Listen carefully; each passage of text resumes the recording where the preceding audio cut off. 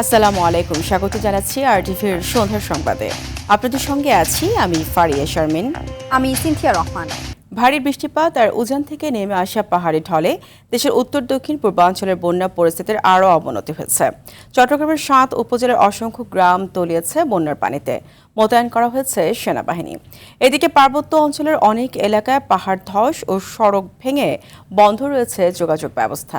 তবে বৃষ্টি কমায় বেশ কিছু অঞ্চল থেকে নামতে শুরু করেছে পানি। প্রতিনিধিদের তথ্যচিত্রে জানাচ্ছেন আব্দুল হামিদ। গত সপ্তাহে উত্তর পশ্চিম বঙ্গোপসাগরে সৃষ্ট একটি নিম্নচাপের প্রভাবে দেশ জুড়ে শুরু হয় মাঝারি থেকে ভারী বৃষ্টিপাত। টানা বর্ষণ আর উজান থেকে নেমে আসা পাহাড়ি ঢলে দক্ষিণ চট্টগ্রামের চন্দনাইশ, সাতকানিয়া, বাঁশখালী ও লোহাগড়ার বিস্তীর্ণ এলাকা বন্যার পানিতে তলিয়ে গেছে। ফুলে ফেঁপে উঠেছে শঙ্খ ও ঢোল নদী। পানিবন্দী হয়ে পড়েছেন হাজার হাজার মানুষ। স্থগিত করা হয়েছে এই বিভাগের আজকের এইচএসসি পরীক্ষা। বন্যা পরিস্থিতি মোকাবেলায় জেলার ৭ উপজেলায় মোতায়েন করা হয়েছে সেনাবাহিনী। তবে স্থানীয়দের অভিযোগ, টানা ২ দিন ধরে পানিবন্দী থাকলেও পর্যাপ্ত সরকারি সহায়তা এখনো পৌঁছায়নি। উপজেলা প্রশাসন সবসময় আমাদের জনগণের পাশে রয়েছে এবং ইতিমধ্যে আমরা শুকনো খাবারের ব্যবস্থা করছি। চট্টগ্রাম কক্সবাজারের পাশাপাশি পানির নিচে তলিয়ে রয়েছে পার্বত্য ৩ জেলার বিভিন্ন অঞ্চল। তবে গত ২৪ ঘন্টায় বৃষ্টিপাত না হয় খাগড়াছড়ির চেঙ্গি, মাইনী নদীর পানি নামতে শুরু করেছে। রাঙামাটির বিলাইছড়ি উপজেলায় বন্যা পরিস্থিতির চরম অবনতি হয়েছে। ভারতের মিজোরাম থেকে আসা পাহাড়ি ঢলে ফুলে ফেঁপে উঠেছে রাইখং নদী।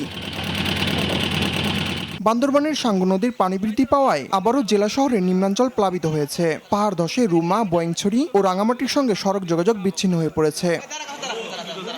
এদিকে মৌলভীবাজারের আকস্মিক বন্যায় চরম দুর্ভোগে পড়েছেন জেলার রাজানগর ও কমলগঞ্জ উপজেলার ৩টি ইউনিয়নের কয়েক হাজার মানুষ। এখনো বিপদসীমার উপর দিয়ে বইছে মনু নদীর পানি। ধলই নদীর পানি বেড়ে যাওয়ায় লোকালয়ে প্রবেশ করেছে বন্যার পানি। প্রত্যেক বছর আমরাও বাজারের অবস্থা দেখুকা, বাজারও তাকে গোলা পানি বুঝছেন নি, আমরা আর মাল সাবানা সব নষ্ট। ব্যবস্থা শুনি টেন্ডার হয়েছে কিন্তু কাজ হয় না। তারা বাঁধ দেয় না, আমরা দেখি আমরা হই, আমরা উপরে তারা আরো রাগ করে। হবিগঞ্জের খোয়াই, কুশিয়ারা ও সুতাং নদীর পানি কমলেও বন্যা কবলিত মানুষের দুর্ভোগ কাটেনি। নতুন করে প্লাবিত হয়েছে জেলার কয়েকটি নিম্নাঞ্চল। ভারী বৃষ্টিপাতে তলিয়ে গেছে রংপুরের পীরগঞ্জ, যশোরের বেনাপোল ও দিনাজপুরের হিলির নিচু এলাকা। আগে পানি যাওয়ার জন্য যথেষ্ট জায়গা ছিল, পানি নিষ্কাশনের ব্যবস্থা। আমাদের পাশে একটা নালা ছিল, নালা দিয়ে নদীতে পানি নামতো, কিন্তু বিভিন্ন প্রতিষ্ঠান ঘরবাড়ি হওয়ার কারণে আমাদের নালাগুলো ভরাট হয়ে গেছে। আবাদি জমিগুলো ডুবে গেছে, মানুষের গরু ছাগল নিয়ে খুবই যন্ত্রণা হয়ে যাচ্ছে। এদিকে গত ২৪ ঘন্টায় ভারী বৃষ্টিপাত না হয় সুনামগঞ্জের সুরমা নদীর পানি স্থিতিশীল অবস্থায় রয়েছে। নোয়াখালীর ডাকাতিয়া, সিলেট অঞ্চলের মেঘনা, নেত্রকোনার সোমেশ্বরী এবং তিস্তা নদীর নীলফামারী, রংপুর ও গাইবান্ধার বিভিন্ন পয়েন্টে পানি বিপদসীমার কাছাকাছি অবস্থান করছে। এতে সেসব অঞ্চলে আকস্মিক বন্যার আশঙ্কা করছে বন্যা পূর্বাভাস ও সতর্কীকরণ কেন্দ্র। আব্দুল হামিদ, আরটিভি। ভারী বর্ষণ ও পাহাড়ি ঢলে সৃষ্ট বন্যার প্রবল স্রোতে চট্টগ্রামের রাঙ্গুনিয়া উপজেলার দুধপুকুরিয়া পদুয়া এলাকার একটি সেতু ধসে বান্দরবান রাঙামাটির মধ্যে সড়ক যোগাযোগ বন্ধ হয়ে গেছে। সড়কের দুপাশে আটকা পড়েছে বান্দরবান, রাঙামাটি ও চট্টগ্রামগামী যাত্রীবাহী বাস, পণ্যবাহী ট্রাক, অ্যাম্বুলেন্স সহ বহু যানবাহন। এ ঘটনায় চরম ভোগান্তিতে পড়েছেন সাধারণ মানুষ।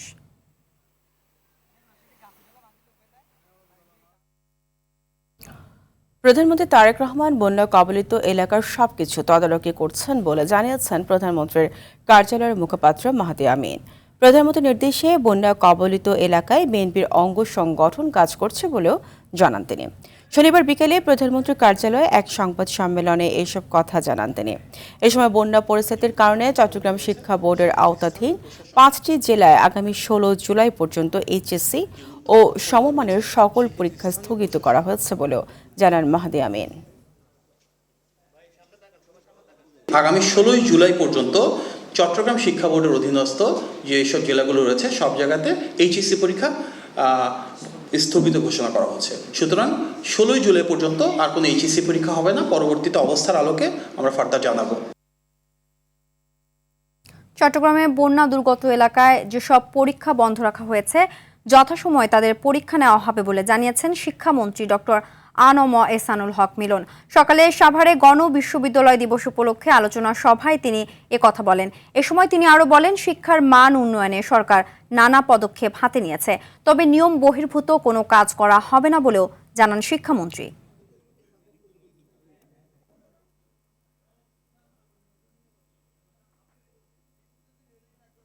দুর্যোগ এলাকা রয়েছে যেখানে বন্যা কবলিত হয়েছে, যেখানে আমাদের লোকাল প্রশাসন পরীক্ষা নিতে পারছে না, তারা সেইভাবে তাৎক্ষণিকভাবে আমাদেরকে জানাচ্ছে এবং তাৎক্ষণিকভাবে আমরা সেই এলাকায় পরীক্ষা বন্ধ করে দিচ্ছি এবং পরবর্তীতে অবশ্যই নিতে হবে, তাতে একই সাথে এবং সারা বাংলাদেশে পরীক্ষা চলছে, শুধু দুর্যোগ এলাকায় বন্ধ রয়েছে।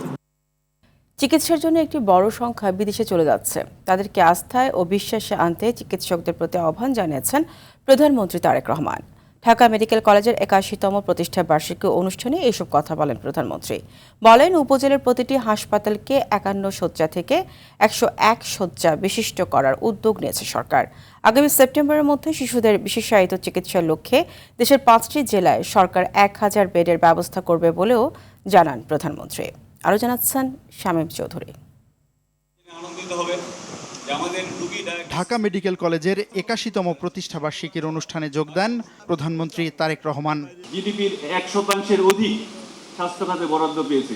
অনুষ্ঠানে ঢাকা মেডিকেল কলেজ হাসপাতাল ও দেশের চিকিৎসা ব্যবস্থার বিভিন্ন সমস্যা ও উন্নয়নের প্রস্তাব তুলে ধরেন কলেজের শিক্ষক শিক্ষার্থীরা। জবাবে বিদ্যমান সমস্যা সমাধানের ওপর জোর দেন প্রধানমন্ত্রী। বক্তব্যের শুরুতেই অসুস্থ অবস্থায় মা বেগম খালেদা জিয়াকে চিকিৎসা ও নার্সিং সেবা প্রদান করায় ঢামেকের চিকিৎসকদের প্রতি কৃতজ্ঞতা প্রকাশ করেন প্রধানমন্ত্রী। সকল প্রান্তের সকল মানুষের কাছে কোনো না কোনোভাবেই মেডিকেল কলেজটি পরিচিত।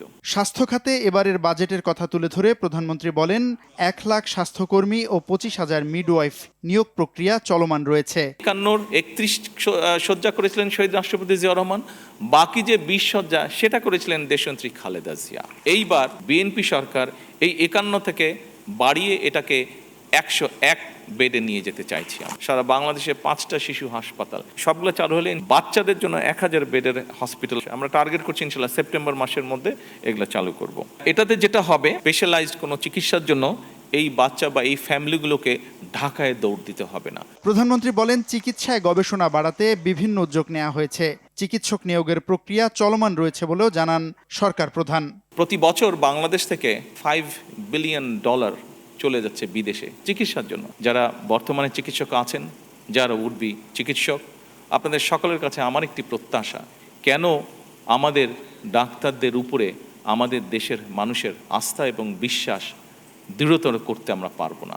দেশের মানুষ আমার দেশের চিকিৎসকদের উপরে সম্পূর্ণ আস্থা এবং বিশ্বাস রাখবে ইনশাল্লাহ ভবিষ্যতে। এর আগে ঢাকা মেডিকেল কলেজ হাসপাতালে বৃক্ষরোপণ কর্মসূচির উদ্বোধন করেন প্রধানমন্ত্রী। ভিত্তিপ্রস্তর স্থাপন করেন 2টি ছাত্রী হোস্টেলের। খোঁজ নেন হোস্টেল ভবন নির্মাণের ব্যবস্থাপনা সম্পর্কে। শামীম চৌধুরী, RTV, ঢাকা। প্রাকৃতিক ও রাজনৈতিক সহ যে কোনো দুর্যোগে সেনাবাহিনী দেশের মানুষের পাশে থাকবে বলে আশা করেছেন স্পিকার হাফিজ উদ্দিন আহমদ। বলেন, ইস্ট বেঙ্গল রেজিমেন্টের মাধ্যমে মেজর জিয়া বিদ্রোহ না করলে বাংলাদেশ এখনও পাকিস্তানের অংশ থাকত বলে মনে করেন তিনি। আর মুক্তিযুদ্ধের বিরোধিতাকারীদের জাতির কাছে ক্ষমা চাওয়ার পরামর্শ দিয়েছেন মুক্তিযুদ্ধ বিষয়ক মন্ত্রী অ্যাডভোকেট আহমেদ আজম খান। তহিদুর রহমানের রিপোর্ট। ইস্ট বেঙ্গল রেজিমেন্ট ইতিহাস, ঐতিহ্য ও বাংলাদেশের অভ্যুদয় শীর্ষক আলোচনার আয়োজন করে অবসরপ্রাপ্ত সামরিক কর্মকর্তাদের সংগঠন রাওয়া। কমোডর সৈয়দ মিসবাউদ্দিন।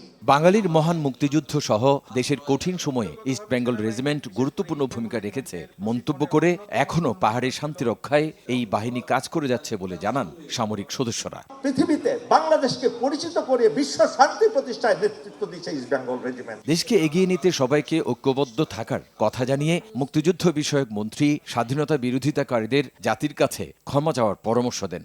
যারা 71-এ মুক্তিযুদ্ধের বিপক্ষ হয়ে দাঁড়িয়েছিলেন তাদেরকে এগিয়ে আসতে হবে জাতির সামনে, তাদের এই বিষয়টাকে অকপট স্বীকার করে জাতির সামনে তাদেরকে ক্ষমা চাইতে হবে।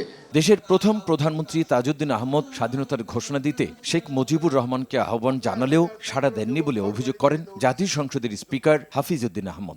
তিনি শেখ মুজিবুর রহমানের কাছে গিয়ে বলেছেন যে পাকিস্তানিরা আক্রমণ করতে যাচ্ছে, দেশের মানুষ স্বাধীনতা চায়, এখনো সময় আছে, আপনি স্বাধীনতা ঘোষণা করুন।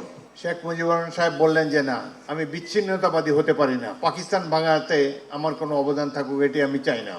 ইস্ট বেঙ্গল রেজিমেন্টের সদস্যদের কারণেই দেশের স্বাধীনতা এসেছে বলে মনে করেন তিনি। পাক বাহিনী মেশিন গান, মর্টার, কামান দিয়ে নিরীহ মানুষ গুলি করে হত্যা করছে। এমনই এক মহেন্দ্রক্ষণে জনগণের পক্ষে বিপুল প্রতিরোধ গড়ে তুলেছে ইস্ট বেঙ্গল রেজিমেন্ট। এই সময় স্বাধীনতার ঘোষণা দিয়েছেন মেজর জিয়াউর রহমান। এটি হলো প্রকৃত সত্য, যে ঘোষণায় জাতি উদ্দীপ্ত হয়েছে, অনুপ্রাণিত হয়েছে। স্বাধীনতা সার্বভৌমত্ব রক্ষায় এই রেজিমেন্ট আরও শক্তিশালী ভূমিকা রাখবে বলে আশা করেন বাংলাদেশ সেনাবাহিনীর প্রতিষ্ঠাতা সদস্য মেজর হাফিজউদ্দিন আহমদ। বাংলাদেশ ইতিহাস লেখা হবে। Touhidur Rahman, RTV, Dhaka. School feeding কর্মসূচি সহ সরকারের নানা উদ্যোগ আমলাতান্ত্রিক জটিলতার শিকার হচ্ছে বলে অভিযোগ করেছেন প্রধানমন্ত্রীর রাজনৈতিক উপদেষ্টা ও বিএনপি সিনিয়র যুগ্ম মহাসচিব রুহুল কবির রিজভী। তিনি বলেন, বর্তমান সরকারের অন্যতম এজেন্ডা শিক্ষা খাতের গুণগত পরিবর্তন করা। নৈতিকতার উৎকর্ষের অভাবে চক্রান্তকারীরা সমাজে মাদকের বিস্তার ঘটাচ্ছে বলেও মন্তব্য করেন তিনি। সকালে রাজধানীর মিরপুরে মণিপুর উচ্চ বিদ্যালয় ও কলেজে শিক্ষকদের প্রশিক্ষণ কর্মশালার সমাপনী অনুষ্ঠানে তিনি এসব কথা বলেন। এ সময় ক্রীড়া প্রতিমন্ত্রী আমিনুল হক শিক্ষকদের রাজনৈতিক লেজুর বৃত্তি পরিহার করে পাঠদানে মনোযোগী হওয়ার আহ্বান জানান। আপনারা যে ধরনের শিকার হচ্ছেন, আমলাতন্ত্রের শিকার হচ্ছে, ঠিক আমলাতন্ত্রের শিকার এই যে স্কুল ফিডিং কর্মসূচি, পচা ডিম যদি ওই বাচ্চারা খায় এবং খেয়ে তারা যদি হাসপাতালে ভর্তি হয়, তাহলে ওই যে যারা মাঠ পর্যায়ে কর্মকর্তারা আছেন তারা মানবতার শত্রু। যারা শিক্ষক শিক্ষিকা, আপনাদের কারো বিএনপি হওয়ার দরকার নেই। আপনার দায়িত্ব হচ্ছে সেই নিজের সন্তানের মতো সেই শিক্ষার্থীকেও সঠিক জ্ঞান এবং সঠিক শিক্ষায় তাকে শিক্ষিত করা। গণভোটের রায় বাস্তবায়নে সরকারকে বাধ্য করা হবে বলে মন্তব্য করেছেন জামায়াত ইসলামের আমির ও বিরোধী দলীয় নেতা ডাক্তার শফিকুর রহমান। বলেন, জনগণের আকাঙ্ক্ষার বিরুদ্ধে অবস্থান নিলে কি পরিণতি হয়, সাম্প্রতিক ইতিহাস থেকে তার শিক্ষা গ্রহণ করতে হবে। বিকেলে রংপুর জেলা স্কুল মাঠে 4 দফা দাবিতে 11 দলীয় ঐক্যের সমাবেশে এসব কথা বলেন তিনি। জামায়াত আমির আরও বলেন, তিস্তা মহাপরিকল্পনা নিয়ে কথার ফুলঝুরি নয়, বাস্তব পদক্ষেপ দেখতে চায় জনগণ। এ সময় সীমান্ত উত্তেজনা, হত্যা ও পুশিন বন্ধের বিষয়ে সরকার মুখে কুলুপ এঁটেছে বলেও অভিযোগ করেন ডাক্তার শফিকুর রহমান। আমাদেরকে বিভিন্নভাবে এই গণভোট বাস্তবায়নের দাবি থেকে সরিয়ে নেওয়ার জন্য অনেক কথা বলা হচ্ছে। পরিষ্কার কথা, আমরা জাতির সাথে বেইমানি করতে পারব না। জাতিকে আমরা কথা দিয়েছি, লড়াই আমরা করে যাব, গণভোট বাস্তবায়নে বাধ্য করব ইনশাআল্লাহ। আগের সরকার ভোট চুরি করত, এই সরকার ভোটের ফলাফল চুরি করেছে, এমন মন্তব্য করেছেন জাতীয় নাগরিক পার্টির দক্ষিণাঞ্চলের মুখ্য সংগঠক হাসনাত আব্দুল্লাহ। শনিবার বিকেলে চাঁদপুরের শহরের বায়তুল আমিন শপথ চত্বর মোড়ে গণভোট বাস্তবায়ন কর্মসংস্থান সৃষ্টি ও সীমান্ত সুরক্ষার দাবিতে আয়োজিত জুলাই পদযাত্রা শেষে এক সমাবেশে তিনি এসব কথা বলেন। সরকার 1 কোটি কর্মসংস্থান সৃষ্টির প্রতিশ্রুতি দিয়েছিল, কিন্তু 6 মাস অতিবাহিত হলেও একটি কর্মসংস্থানও নিশ্চিত করতে পারেনি। দ্রুত বেকার যুবকদের জন্য কর্মসংস্থানের উদ্যোগ নিতে সরকারের প্রতি আহ্বান জানান তিনি। অতীতের সরকার ভোট চুরি করত, কিন্তু এই সরকার ভোটের ফলাফল চুরি করেছে। সরকার যে 1 কোটি কর্মসংস্থানের যে প্রতিশ্রুতি দিয়েছিল, সেটি যেন বেকারদের মধ্যে ইতিমধ্যেই 6 মাসে সরকার 6 মাস অতিবাহিত হলেও এই 10 লাখ কর্মসংস্থান নিশ্চিত করার কথা থাকলেও এখনো পর্যন্ত একটা কর্মসংস্থানও নিশ্চিত করা হয় নাই। রাজধানীতে পথকুকুরের অস্বাভাবিক বংশবৃদ্ধি বর্তমানে এক চরম জনদুর্ভোগে পরিণত হয়েছে। পথচারীরা প্রায় হচ্ছে আক্রমণের শিকার। বড় একটি অংশকে জলাতঙ্ক রোধী ও বন্ধ্যত্বকরণ টিকার আওতায় আনতে না পারায় সংকট বাড়ছে। 2024 সালের জরিপ অনুযায়ী ঢাকার 2 সিটি কর্পোরেশনে পথকুকুরের সংখ্যা প্রায় 1.5 লাখ। বেসরকারি ভেটেরিনারি সংগঠনের সঙ্গে সমন্বয় করে সংকট মোকাবেলার উদ্যোগ নিয়েছে ডিএনসিসি ও ডিএসসিসি। কুকুরের উপদ্রব নিয়ে সাদিয়া কানিজের বিশেষ প্রতিবেদনের আজ শেষ পর্ব। রাজধানীর প্রায় সব এলাকাতেই রাতের নির্জনতা নেমে এলে পথকুকুরের হাঁকডাক বেড়ে যায় কয়েক গুণ। তবে দিন হোক বা রাত, সুযোগ পেলেই পথচারীদের আক্রমণ করে বসে মালিকবিহীন এসব কুকুর। রিকশা বা মোটরসাইকেল আরোহীরাও কুকুরের উৎপাতে প্রায় দুর্ঘটনার শিকার হচ্ছে। আমি যখন এই মোটরসাইকেল স্টার্ট দিয়ে চলে যেতেছি তখন আমার পিছনে এই কুকুরটা ধাওয়া করে এবং এক পর্যায়ে আমার পায়ের মধ্যে কামড় দেয়। তাহলে 10-15টা একসাথে এসে একজন মানুষকে হাউমাউ করে ধরলে আসলে কিছু করার থাকে না, এটা নিয়ন্ত্রণে আসা উচিত। 2022 সালের পরিসংখ্যান বলছে ঢাকা উত্তর সিটি কর্পোরেশন এলাকায় পথকুকুরের সংখ্যা 75,000। 2024 সালের হিসেবে দক্ষিণেও এ সংখ্যা একই। তবে জন্ম নিয়ন্ত্রণে না থাকায় এখন তা বেড়েছে। এদিকে দৈনিক 300-400 জন বিভিন্ন বয়সী মানুষ ভ্যাকসিন নিতে সংক্রামক ব্যাধি হাসপাতালে আসে। এদের মধ্যে কুকুর আক্রমণের রোগী বেশি। রাস্তায় যে বেওয়ারিশ কুকুরগুলো থাকে সেগুলোকে যদি কোনোভাবে যারা হচ্ছেন আমরা এলাকা ভিত্তিক যে একটা পদক্ষেপ নেওয়া যেতে পারে যে তাই সেগুলোকে নতুন কুকুরের বাচ্চা প্রসব হলে সেগুলোকে ভ্যাকসিনের আওতায় আনা, ভ্যাকসিনেশন যদি দেওয়া যেতে পারে, এটা হলে হবে কি যে এই বাচ্চারা একটু নিরাপদ থাকতে পারবে আর কি। বাচ্চারা তো বুঝে না, ধরে ফেলে, তখন কুকুরগুলো একটু আক্রমণাত্মক হয়ে যায়। কুকুর উপদ্রবের সমাধান নিয়ে সাধারণ মানুষ দুই দলে বিভক্ত। অনেকেই চান সরাসরি নিধন, কিন্তু পরিবেশ রক্ষায় মানুষের সঙ্গে কুকুরের সহ অবস্থান চান বেশিরভাগ। দেশে প্রচলিত প্রাণী কল্যাণ আইনেও পথকুকুর নিধন সম্পূর্ণ নিষিদ্ধ। এ অবস্থায় বংশবিস্তার নিয়ন্ত্রণ ও জলাতঙ্ক রোধে ভ্যাকসিনই সমাধানের উপায়। আমরা সহ আরো বিভিন্ন সংগঠন আছে যারা সময় সুযোগ বা ফান্ড পেলেই আমরা বিশেষ কিছু এলাকায় যেখানে কুকুরের আপনার সমাগমটা বেশি সেখানে কিন্তু আমরা ভ্যাকসিনেশন কার্যক্রম করে থাকি। তবে প্রাণী সম্পদ অধিদপ্তরের কাছে ভ্যাকসিন না থাকায় সংকটে পড়েছে সিটি কর্পোরেশন। এমন পরিস্থিতিতে বেসরকারি সংগঠনগুলোকে সম্পৃক্ত করে সমাধানের চেষ্টা করছে তারা। প্রাণী সম্পদ অধিদপ্তর থেকে আমাদের কাছে চিঠি এসেছিল, এখন ওনাদের কাছে ভ্যাকসিনটা নাই। ওনারা যখন আসবে আমাদেরকে জানাবে। তো আমরা প্রাইভেট কিছু অর্গানাইজেশনের সাথে যোগাযোগ করেছি, যদি এভাবে করতে পারি তাহলে আমরা কুকুর দেখে ভ্যাকসিনেটেড করে ফেলতে পারবো আর কি। আমরা রিসেন্টলি 10 জন ভেটেরিনারি অফিসারকে নিয়োগ দিয়েছি এবং এই কমপ্লেইনগুলো প্রত্যেকটা কমপ্লেইন আমরা ইন্ডিভিজুয়ালি আমরা অ্যাটেন্ড করি। আমরা 3টা প্রতিষ্ঠানের সাথে এমইও করেছি। এদেরকে আমরা রেগুলেট করি যে কোন এলাকায় আপনার কুকুরকে ভ্যাকসিনেট করতে হবে, কোন এলাকায় নিউট্রালাইজ করতে হবে। অনেকেই কুকুরের উপর অমানবিক আচরণ করে, যার ফলে পাল্টা আক্রমণের শিকার হয় মানুষ।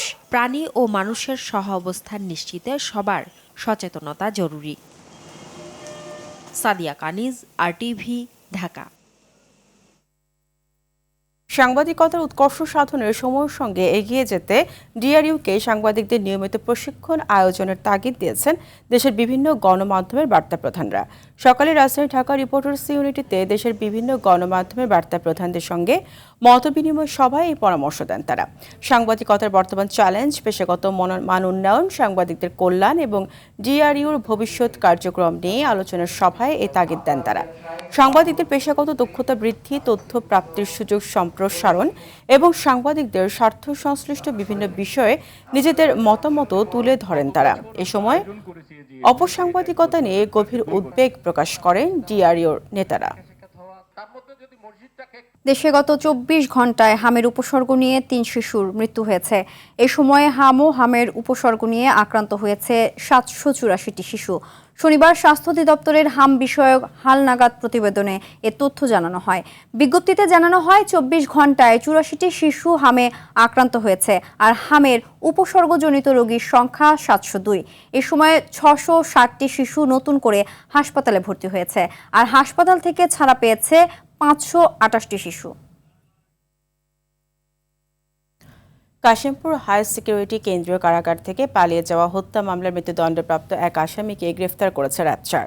সকালে এক সংবাদ সম্মেলনে র্যাব জানায়, গোপন সংবাদের ভিত্তিতে শুক্রবার বিকেলে রাজধানীর দারুস-সালাম এলাকায় অভিযান চালিয়ে গোপালগঞ্জের টুঙ্গিপাড়ার বাসিন্দা মোহাম্মদ আবদুল্লাহ শিকদারকে গ্রেফতার করা হয়। 2023 সালের ডিসেম্বর থেকে তিনি কাশিমপুর হাই সিকিউরিটি কারাগারে বন্দী ছিলেন। 2024 সালের আগস্টে কারাগারে সৃষ্ট সহিংসতা ও অগ্নিসংযোগের ঘটনায় বৈদ্যুতিক পিলার ভেঙে তৈরি করা মই ব্যবহার করে অন্য বন্দীদের সঙ্গে নিয়ে পালিয়ে যান। এরপর থেকে ছদ্মবেশে দেশের বিভিন্ন এলাকায় আত্মগোপনে ছিলেন তিনি। গোয়েন্দা তথ্য ও প্রযুক্তির সহায়তায় তার অবস্থান নিশ্চিত করে অভিযান চালিয়ে তাকে গ্রেফতার করা হয়। জয়পুরহাট সদর উপজেলার ভুটিয়াপাড়া সীমান্তের পশ্চিম রামকৃষ্ণপুর দিয়ে 3 জনকে বাংলাদেশে পুষিনের চেষ্টা করেছে ভারতীয় সীমান্তরক্ষী বাহিনী বিএসএফ। তবে গ্রামবাসী ও বর্ডার গার্ড বাংলাদেশ বিজিবির তৎপরতায় পুষিনের এই চেষ্টা ব্যর্থ হয়। বর্তমানে তারা সীমান্তের শূন্য রেখায় অবস্থান করছেন। একইভাবে লালমনিরহাটের পাটগ্রাম সীমান্ত দিয়ে 3 নারীকে পুষিনের চেষ্টায় বাধা দেয় বিজিবি। এদিকে শেরপুরের ঝিনাইগাতিতে পুষিনের আশঙ্কায় বিজিবির সঙ্গে সীমান্ত পাহারা দিচ্ছে গ্রামবাসীরা। এদিকে বান্দরবানের নাইখংছড়ি সীমান্ত দিয়ে বাংলাদেশে অনুপ্রবেশের সময় মিয়ানমারের 8 নাগরিককে আটক করেছে বিজিবি। সাধারণ মানুষের নিয়ম না মানার প্রবণতাই অপরিকল্পিত নগরায়নের জন্য দায়ী বলে জানিয়েছেন স্থানীয় সরকার পল্লী উন্নয়ন ও সমবায় প্রতিমন্ত্রী মীর শাহে আলম। সকালে রাজধানীর আইইবি ভবনে প্রকল্প ব্যবস্থাপনার সফলতা ও ব্যর্থতা নিয়ে সেমিনারে তিনি এই কথা জানান। মন্ত্রী বলেন, কোনো মেগা প্রকল্পের ব্যয় রাজনৈতিক ব্যক্তিরা নয়, বরং প্রকৌশলীদের পরিকল্পনার ভিত্তিতেই নির্ধারিত হয়। রাজধানীর অনেক এলাকায় পরিকল্পনা না মেনেই সড়ক ও অন্যান্য অবকাঠামো ঘিরে আবাসন গড়ে উঠেছে। বিপুল জনগোষ্ঠীর চাহিদা পূরণে ছোট পরিসর বদলে সরকার এখন দীর্ঘমেয়াদী ও সমন্বিত নগর পরিকল্পনার দিকে এগিয়ে যাচ্ছে বলে জানান মন্ত্রী। বলেন, বসতবাড়ির নকশায় সোলার সিস্টেম রাখার নির্দেশনা ইঞ্জিনিয়ারদের মানতে হবে। বেশি করে কাজ করতে হবে এবং এটা নিয়ে আমাদেরকে নতুন কিছু উদ্ভাবন করতে হবে। এ ব্যাপারে আমরা রাষ্ট্রীয়ভাবে গত মন্ত্রী পরিষদের মিটিং এ আমরা পুরো বিষয়টা অনুমোদন করে দিয়েছি। এই বিল্ডিং এর যারা আর্কিটেকচার, যারা বিল্ডিং এর ডিজাইন নির্মাণ করে, তাদের প্রতি অনুরোধ থাকবে যে ডিজাইন নির্মাণের সময় খেয়াল করবেন যাতে দিনের আলোটি আমরা 100% ব্যবহার করতে পারি ফ্ল্যাট এবং বাসাবাড়িতে। সন্ধ্যার সংবাদ এই পর্যন্তই। রাতের সংবাদ 11:15টায় দেখার আমন্ত্রণ রইল। ধন্যবাদ সবাইকে। ধন্যবাদ সবাইকে।